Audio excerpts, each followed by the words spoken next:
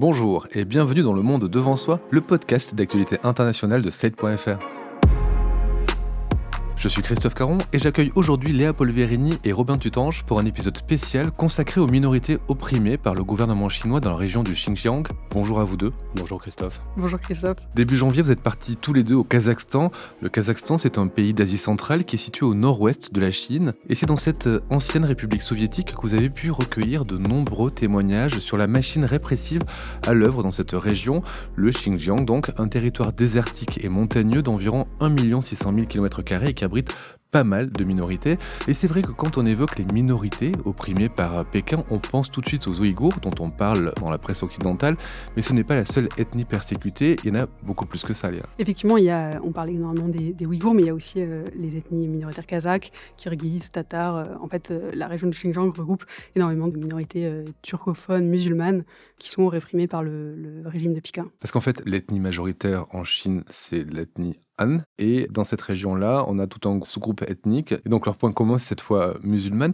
Ça représente combien de personnes en totalité ? Alors les chiffres, ils datent d'un petit peu avant le Covid, parce qu'avec la situation du Covid, les informations ne sortent pas trop de cette région.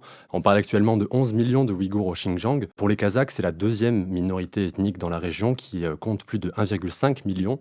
Après, on a les Hui, de 1 à 1 million, les Kirghizes à 200 000, les Mongols à 180 000, et d'autres minorités un peu plus éparses, comme les Tadjiks, les Ouzbeks et les Tatars. Pour cette série de reportages que vous avez réalisé pour Slate, vous avez principalement rencontré des Kazakhs qui sont nés du côté chinois de la frontière, donc ils sont d'origine kazakh, de citoyenneté chinoise, qui parfois tentent de rentrer au Kazakhstan et de revenir en Chine, mais qui très souvent finissent dans des camps de rééducation.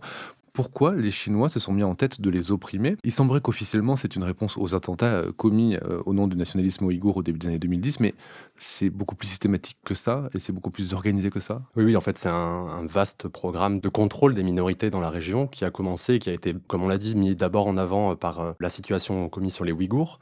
En fait, c'est une région qui, faut le comprendre, est déjà une région stratégique pour la Chine, dans le sens où il y a la route de la soie. C'est une région qui aussi détient en ses sols de nombreuses ressources très importantes pour la Chine, très importantes aussi dans le développement de la Chine. Et donc, la Chine, pour contrôler cette région, qui aussi est une région avec des revendications indépendantistes à une certaine période, notamment avec le Turkestan oriental, qui était le pays, si je puis dire, des Ouïghours pour simplifier. Tout ça fait qu'il y a eu une sorte de nationalisme montant au début des années 2000 principalement, et qui a continué dans les années 2010, et qui a terrorisé Pékin, qui a eu peur de perdre la main sur cette région où finalement il n'est pas peuplé de Han, donc de la majorité de la population qui est mise en avant par Pékin dans son programme. Et donc ils ont essayé de reprendre la main suite à toute une série d'attentats qui a été une sorte de prétexte à reprendre le contrôle de la région. Et donc, en fait, les motifs d'arrestation sont... Ils sont à la fois multiples et ils sont à la fois ridicules. C'est dans le sens que la première raison de finir dans un camp, c'est la religion. Donc, c'est le rapport que ces personnes-là ont à l'islam. Mais en fait, c'est une sorte de prétexte pour faire taire toutes les minorités dans la région et surtout éviter la moindre contestation, la moindre velléité de nationalisme et avoir une mainmise totale sur la région et sur sa population. Et c'est une entreprise de terreur, en fait, tout simplement. Alors, des Kazakhs qui voudraient vivre tranquillement sur leur territoire, bon, malheureusement, ils sont du côté chinois et ça, la Chine ne veut pas visiblement les laisser vivre comme ils l'entendent. Il y a une véritable politique de les soumettre à la langue chinoise, à l'idéologie chinoise, à l'idéologie du régime communiste de Pékin. Et ça, ils le font par des camps de rééducation. Vous avez recueilli plusieurs témoignages de victimes de cette répression, de cette rééducation. On va écouter un premier témoignage. күйеуіммен ажырасқанда мен бізден лагерьдің ішінде жатқан кезде көп қинады ғой жаңағы ұрып. Après mon arrestation, je n'étais pas seule. Il y avait 4 autres femmes avec moi. On était 5 à avoir été envoyés en prison ce jour-là. On a toutes été torturés. Ils nous ont aspergés d'eau froide pendant 5 jours. Après ça, je suis tombée malade. Je venais de subir un avortement et j'étais très faible. J'avais 40 degrés de fièvre.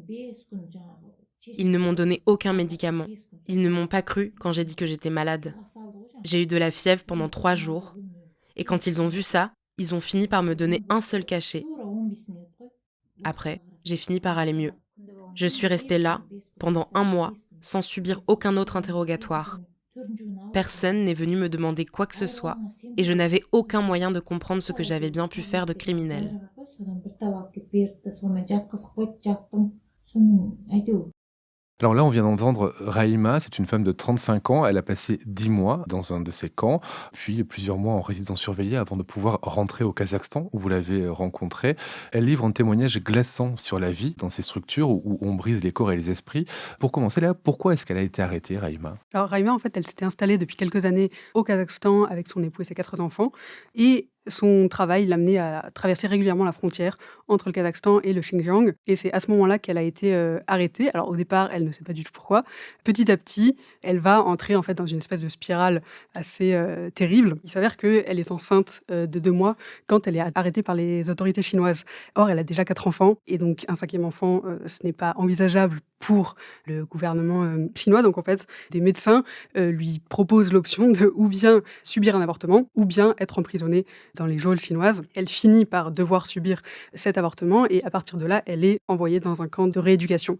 Une des explications qu'on lui fournira ensuite sur la raison de son arrestation, c'est que simplement sur son téléphone portable, elle possédait l'application WhatsApp qui est interdite en Chine puisque c'est l'application WeChat qu'il faudrait posséder. Et donc elle va passer près d'1 an dans un camp de rééducation où elle va subir énormément de sévices, plusieurs tortures, des interrogatoires très réguliers. C'est vrai que quand on lit le témoignage de Raïma publié sur Slate.fr, on a du mal à saisir pourquoi vraiment elle est arrêtée. Il y a cette histoire d'application WeChat, il y a cette histoire d'avortement de 5e enfant qui en trop. En tout cas, quelle que soit la raison qu'on lui donne, elle finit internée pendant 10 mois et là, elle alterne entre rééducation, torture, mauvais traitement et on l'oblige aussi à se conformer à la pensée chinoise. Oui, pendant qu'elle est dans un camp de rééducation, elle doit suivre à la fois un programme d'enseignement de la langue chinoise, mais ça passe aussi par l'apprentissage en fait de slogans, de chants du parti communiste.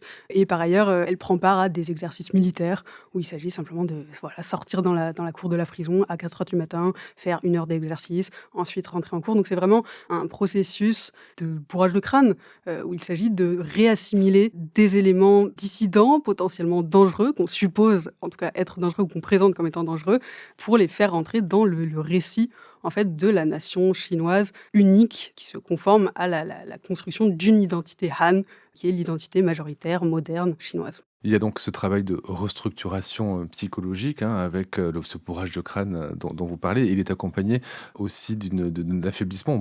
On brise les corps. Ça passe par un outil de torture dont vous parlez beaucoup dans les papiers. C'est cette chaise du tigre, mais pas seulement. Il y a d'autres mauvais traitements et ça concerne tout le monde, vieillards, adultes, mais aussi enfants. C'est ça, on parlait aussi de pourquoi on finissait dans les camps. En fait, il y a absolument rien de logique dans tout ça. Et le fait que ça soit pas logique, ça participe aussi à broyer les esprits.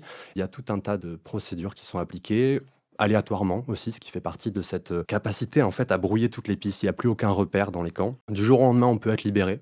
On peut être libéré pendant 1 semaine, 2 semaines, puis tout à coup retourner dans les camps. Pour avoir peut-être protesté une fois, on se retrouve isolé dans une pièce où on peut même pas s'asseoir, s'allonger, même par terre. Et comme vous le disiez, on broie aussi les corps, c'est-à-dire que physiquement, il y a de la torture. On a par exemple rencontré un homme qu'on a appelé Osman, donc, qui n'est pas son vrai nom pour des raisons de sécurité, qui lui a passé des heures et des heures sur la chaise du tigre. Alors la chaise du tigre, il faut savoir, c'est une chaise particulièrement utilisée en Chine par les policiers chinois. Mais en fait, c'est une position particulièrement inconfortable où on n'a aucun mouvement possible, aucune possibilité de bouger. Et en fait, les personnes dans les camps restent des heures sur ces chaises. Il y a aussi, on essaye de monter les uns contre les autres. Mais ça, c'est intéressant, vous le ouais. racontez dans vos papiers, c'est-à-dire qu'on joue la concurrence entre ethnies, c'est-à-dire qu'on demande C'est aux ça. Kazakhs de surveiller les Ouïghours de surveiller les Kazakhs, C'est ça. etc. Et ça fonctionne, parce que finalement, ils s'entre-déchirent. Ils s'entre-déchirent et oui, il y a des espèces de clans qui se créent, entre guillemets. Il y a de la dénonciation. Alors, je ne sais pas si c'est un phénomène particulièrement global partout, ça a été dit dans certains des témoignages, pas dans tous. Mais oui, en fait, ça fait partie de la terreur qui règne dans ces camps. Et comme vous le disiez aussi, ça touche des enfants. Il y a des camps pour les enfants, il y a des camps aussi pour les personnes âgées. On en a rencontré plusieurs, notamment une personne qu'on a appelée Saul, qui elle était entassée en fait avec plusieurs personnes âgées dans des Elle avait quel âge? Saul, elle avait 76 ans et voilà, ils étaient entassés dans des pièces qui pouvaient contenir 5-6 personnes d'habitude et c'était par dizaines et par dizaines dedans, avec juste un seau en guise d'urinoir dans un coin. Voilà, en fait, tous les repères sont brisés. Ils savent pas du tout ce qui va se passer le lendemain, ce qui se passera le surlendemain.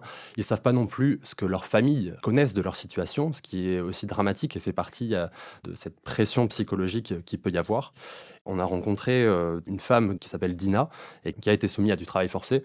Tout ça, c'est dans les papiers, mais il y a pas que de la torture physique. C'est principalement psychologique et aussi cette pression sur les familles aussi. On va venir à la pression qui est mise sur les familles, qui permet justement de maintenir un système de terreur, mais un mot quand même, parce qu'il y a aussi des violences sexuelles qui sont presque systématisées sur les prisonnières. Effectivement. Alors, ça peut intervenir avant l'incarcération en camp de rééducation ou en prison, avec le cas de Raïma qui a dû vivre un avortement forcé.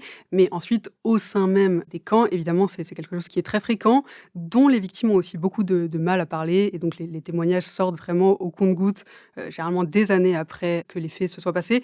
On a des viols qui sont commis, mais également tout un ensemble en fait de violences sexuelles. Il y a beaucoup de cas de stérilité sur les femmes qui sortent, parce qu'en fait, on leur fait des injections. Alors, ça peut être des injections quotidiennes, des injections mensuelles ou hebdomadaires, et elles ne savent pas ce qu'on leur injecte. Prétendument, ce serait contre la grippe, ce qui est peu probable. Donc voilà, on a des cas d'injection. On a aussi des cas où c'est arrivé également à Raïma. Les gardes du camp apportent une poudre de poivre qui est diluée dans de l'eau et on ordonne aux prisonnières de se laver les parties génitales avec cette poudre, prétendument pour les prévenir de toutes les infections, de virus imaginaires en fait. Et oui, et aussi, il y a cette répétition d'interrogatoires qui est particulièrement traumatisante et dont tout le monde nous a parlé.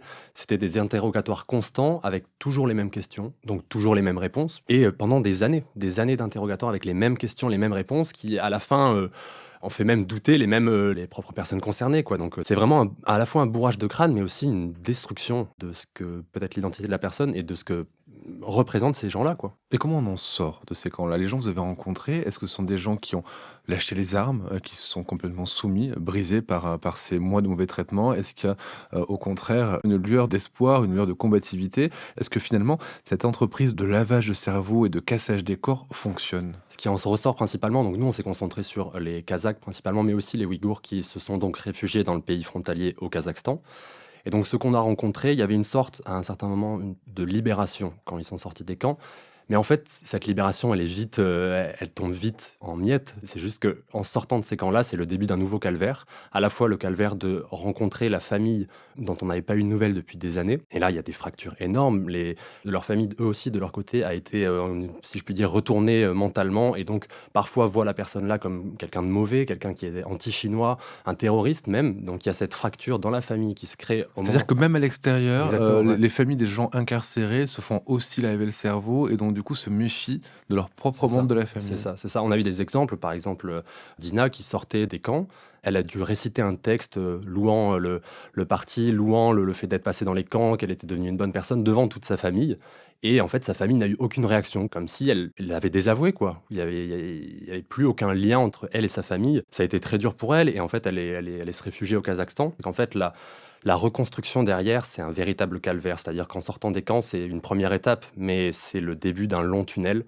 Parce qu'au Kazakhstan, il faut parfois, c'est pas forcément la même langue, c'est pas le même cadre économique, on a perdu un travail, et surtout mentalement, c'est des gens qui sont brisés, des problèmes de mémoire, ils ont du mal à avoir une vie classique, à reprendre une vie normale. Je sais pas, peut-être Il n'y a que pas de structure, Léa, qui permettent justement à ces gens de retour de ces camps à se réinsérer, à reprendre la vie? Ils sont laissés seuls, livrés à eux-mêmes en sortie de camp? Alors justement, il y a pas de structure officielle qui est dédiée au retour de ces rescapés. Les seules actions en fait qui sont faites viennent de militants des droits humains et donc d'associations locales comme Atajurt, qui en fait vont les prendre en charge, vont pouvoir apporter. Alors ça peut être une aide financière, ça peut être trouver un logement, aider à trouver un nouveau travail, mais rien officiellement n'est fait pour accompagner ces gens, leur donner accès à des soins médicaux. C'est encore très difficile, alors même qu'ils reviennent dans un état physique déplorable pour la grande majorité d'entre eux. Donc non, il n'y a pas d'aide qui est spécifiquement prévue pour eux. Et surtout, il y a pas d'aide spécifique, mais en plus de ça, il y a aussi une censure, c'est-à-dire que les personnes qui arrivent au Kazakhstan n'osent pas parler de ce qui s'est passé dans ces camps, ne serait-ce que pour, d'un côté, ne pas mettre en danger la famille qui est restée donc en Chine, au Xinjiang, parce que parler ouvertement de ce qu'a fait la Chine, c'est mettre en danger une partie de leur famille et peut-être les condamner à aller eux aussi dans des camps. Mais aussi, c'est ne pas se faire comprendre par leur communauté en arrivant au Kazakhstan. C'est une vraie complication à de multiples niveaux, quoi. Je voudrais parler de ces familles, qu'elles soient kazakhs ou au Xinjiang, qui se retrouvent avec un membre de leur famille qui disparaît. Elles aussi, elles sont livrées à elles-mêmes, elles n'ont aucune possibilité de recours, elles ont quelques nouvelles de temps en temps. Comment ça se passe du côté de familles qui voient un jour l'un ou l'une d'entre elles disparaître et se faire interner? Alors justement, la plupart du temps, c'est vraiment une disparition qui surgit et les familles ne savent pas. Il peut se passer 1 mois, 2 mois, 3 mois avant de savoir que, en fait, un mari, un père, une mère a disparu et a été en fait interné dans un camp de rééducation. La plupart du temps, simplement, il y a pas de contact au début et au bout d'un certain temps, une communication alors par téléphone peut être, autorisée. Ça va être très ponctuel, ça va être 5 minutes, 1 fois par mois, 5 minutes tous les 2 mois. C'est vraiment, à la discrétion en fait des gardes du camp et de comment ça va se passer dans un camp ou une prison.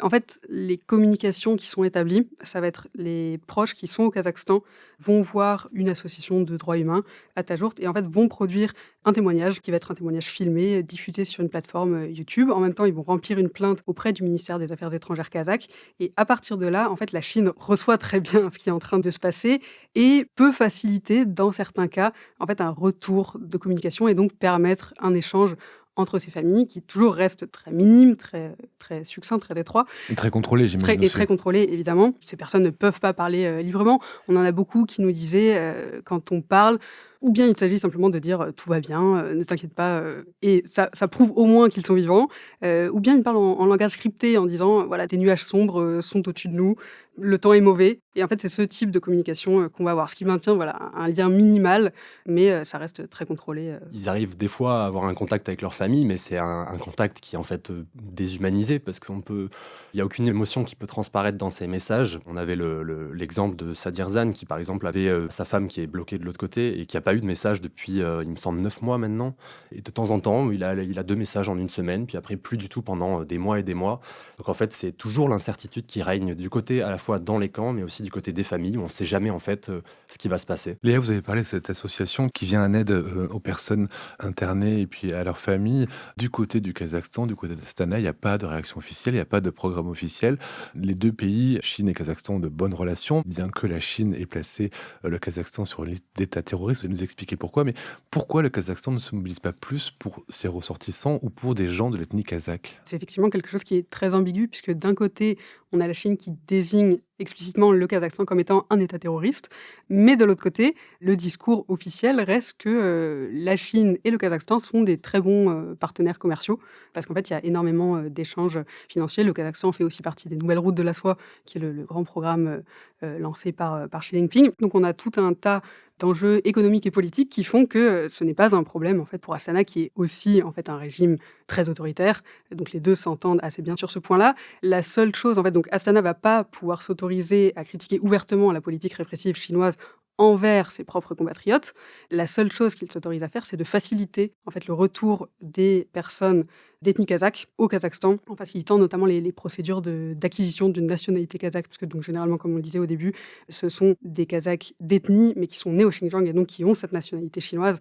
C'est aussi pourquoi la Chine s'autorise à faire ça sur ces gens-là, puisqu'elle considère que ce sont avant tout des citoyens chinois qui donc sont dans les registres chinois. Et l'acquisition de la nationalité kazakh, c'est quelque chose qui protège ces gens-là. Une fois qu'ils sont kazakhs, ils sont tranquilles. En fait, pour le Kazakhstan, c'est une épine dans le pied. C'est-à-dire que c'est un problème pour eux à gérer, notamment vis-à-vis de leur population. Comment justifier du fait qu'on ne dit rien alors qu'il y a leurs concitoyens qui sont dans des camps. Mais une fois arrivés sur le sol du Kazakhstan, il n'y a pas d'aide de l'État. Donc le fait qu'on soit kazakh, en fait, ça facilite l'intégration. C'est un problème plus compliqué pour les Ouïghours parce qu'ils n'ont pas de pays où se réfugier. C'est pour ça aussi que la communauté internationale s'est beaucoup préoccupée des Ouïghours, c'est que c'est presque un peuple apatride. Donc ils n'ont pas d'autre pays à aller. Alors vous l'avez dit, hein, le Kazakhstan entretient des bonnes relations avec la Chine, ce qui peut expliquer qu'ils ferment les yeux. C'est aussi un régime autoritaire, donc on peut aussi comprendre qu'ils sont moins heurtés par ces pratiques-là que des démocraties. Et pourtant, du côté de l'Occident, on parle parfois, pas assez, peut-être des Ouïghours. Par contre, on ne parle pas du tout de cette minorité kazakh et des autres minorités qui sont opprimées par le régime chinois. Est-ce qu'on sait pourquoi il y a un tel silence qui règne? Et est-ce que peut-être il y a des choses qui se font sans qu'on le sache du côté des chancelleries occidentales? Principalement, le silence, je pense, est dû au fait que le Kazakhstan, pour un public européen, occidental, ça reste quelque chose de très lointain, très inconnu. C'est sans doute trop compliqué de dire oui, il y a les Ouïghours, mais il y a aussi les Kazakhs, il y a aussi les Kirghizes, il y a aussi les Tatars, etc. Donc la vocale médiatique s'est faite sur l'ethnie ouïghour. Après, on mentionne quand même généralement dans les articles qui sortent que voilà, ça concerne d'autres minorités musulmanes, mais sans nécessairement mentionner les autres minorités persécutées, qui ne sont pas énormément soutenus. Personne En ne Chine. porte leur voix, par exemple, au Parlement européen. Il n'y a pas de représentants kazakhs à l'étranger. Il n'y a pas de mouvement de lobbying international comme on peut l'avoir hein, avec certaines minorités qui, finalement, tentent de. Personne ne porte cette voix-là, finalement. Par rapport aux Ouïghours, en tout cas, elle est bien étouffée, c'est ce qu'on peut dire, mais et surtout que c'est pas la même échelle aussi en termes de nombre. C'est pour ça que quand on dit qu'on a beaucoup parlé des Ouïghours, on a parlé des Ouïghours à juste titre. Même les chiffres sont beaucoup plus conséquents concernant les Ouïghours dans les camps. Mais c'est vrai qu'aussi, étant donné que le Kazakhstan reste silencieux sur la question, je pense que c'est plus difficile pour la communauté internationale de se saisir du sujet. Et c'est une épine dans le pied pour tout le monde, en fait, cette situation-là. Et le cas des Ouïghours était en fait peut-être plus simple à expliquer, d'autant que, comme je l'ai dit, ils n'ont pas de pays où aller se réfugier, donc il y a pas la communauté internationale est leur seule voix en fait, avec aussi peut-être le monde musulman, mais dont on sait qu'il a été assez silencieux aussi sur la question. Donc non, en fait, c'est une épine pour tout le monde et une épine dont personne ne veut parler, sauf quelques militants au Kazakhstan, qui eux, pour le coup, risquent même assez à apporter cette voix.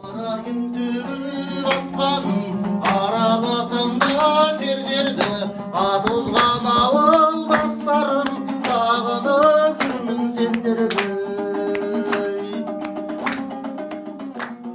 Ce morceau qu'on vient d'entendre, ce sont des chants de Kazakhs originaires du Xinjiang qui chantent dans un village du sud du Kazakhstan. Ce village s'appelle Bekbolat et il y a beaucoup de réfugiés kazakhs là-bas. On l'a dit, rentrer de ces camps de rééducation, rentrer au Kazakhstan, c'est rentrer avec de la peur, avec un traumatisme. Peu osent parler de ce qui leur est arrivé, peu le peuvent, peu en sont capables. Comment vous avez réussi à gagner leur confiance? On est surtout passé par des personnes qui avaient la confiance de ces gens-là. Donc on est passé par les militants qui aidaient les rescapés des camps et qui en ont fait aussi libérer beaucoup. Donc forcément, des personnes qui ont réussi à faire libérer des rescapés, les rescapés parlent plus ouvertement. Après, on a dû prendre absolument toutes les précautions parce que c'est des gens qui parlent la plupart du temps de façon anonyme, même si certaines personnes avaient envie de parler à visage découvert pour plusieurs raisons. C'est que parler à visage découvert aussi, c'est mettre la pression sur le gouvernement chinois, c'est-à-dire montrer, on sait qu'il y a ces citoyens kazakhs, originaires kazakhs dans les camps, et à partir de là, c'est à la fois mettre dans l'embarras le Kazakhstan et rappeler la Chine qu'on sait. Raïma pose à visage découvert en Exactement, photo dans exactement. vos articles. Ouais. C'est quelque chose qu'elle a voulu faire. C'est quelque chose qu'elle a voulu faire, tout à fait. Bien sûr, on ne va pas aller contre sa volonté, et surtout avec ce genre de risque sécuritaire en jeu. Et d'autres personnes voulaient être anonymes parce qu'ils ont encore de la famille au Xinjiang, ce qui fait que parler ouvertement, c'est les mettre directement en danger. C'est le risque de recevoir le lendemain un message en disant supprime ce que tu viens de dire, ce qui arrive souvent, hein, supprime ce que tu viens de dire sur les réseaux ou supprime ce que tu viens de dire à tel média, on va me mettre dans un camp, tu nous mets en danger, c'est faux ce que tu dis, etc., etc. On a des rescapés qui sont rentrés au Kazakhstan depuis le Xinjiang et qui, pendant un long temps, ça a pu durer 1 an, reçoivent toujours en fait des appels téléphoniques du Xinjiang, des autorités chinoises, qui leur demandent ce qu'ils sont en train de faire, des informations sur leur vie, sur leur famille, sur leurs proches, pour en fait toujours maintenir cette pression en disant voilà, vous êtes toujours dans le viseur chinois, sous surveillance, et donc on sait ce que vous faites et on va pas vous lâcher. Et juste pour revenir peut-être sur la question de comment est-ce qu'on a réussi à gagner leur confiance, en fait, c'était juste la discussion. La plupart du temps, on a aussi pris des photos, donc c'était assez difficile d'introduire la photographie parce que c'est des gens qui sont aussi traumatisés par la sécurité, avec beaucoup de caméras dans les camps, etc., partout. Donc après, avec des astuces de pas forcément exposer les caméras au premier abord, mais juste de discuter et puis à la fin proposer, de montrer les photos, voilà, est-ce que ça vous va, etc. C'est des petites techniques qui permettent à la fin de pouvoir faire les photographies qui je trouve sont assez importantes aussi pour illustrer et personnifier ces histoires-là qui sont des histoires assez douloureuses à entendre. Vous avez parlé des caméras dans les camps, donc c'est des camps modernes. Vous avez parlé aussi de toute l'énergie qui est mise pour contrôler ce qui se passe une fois les rescapés réfugiés au Kazakhstan. C'est une oppression à très grande échelle, hallucinante, vue de France de la part du gouvernement chinois, pour des raisons qu'on a parfois du mal à comprendre. Cette répression chinoise, il semblerait qu'elle soit en train de s'atténuer très légèrement. On parle de camps qui se ferment. Est-ce que c'est bien le cas? Et pourquoi la Chine finit par reculer sur ce terrain-là? Les chercheurs ont en tout cas observé des fermetures de camps à partir de 2020. C'est une date aussi qui concorde avec une forte pression internationale. Beaucoup de médias et beaucoup d'instances ont parlé de la situation des Ouïghours principalement.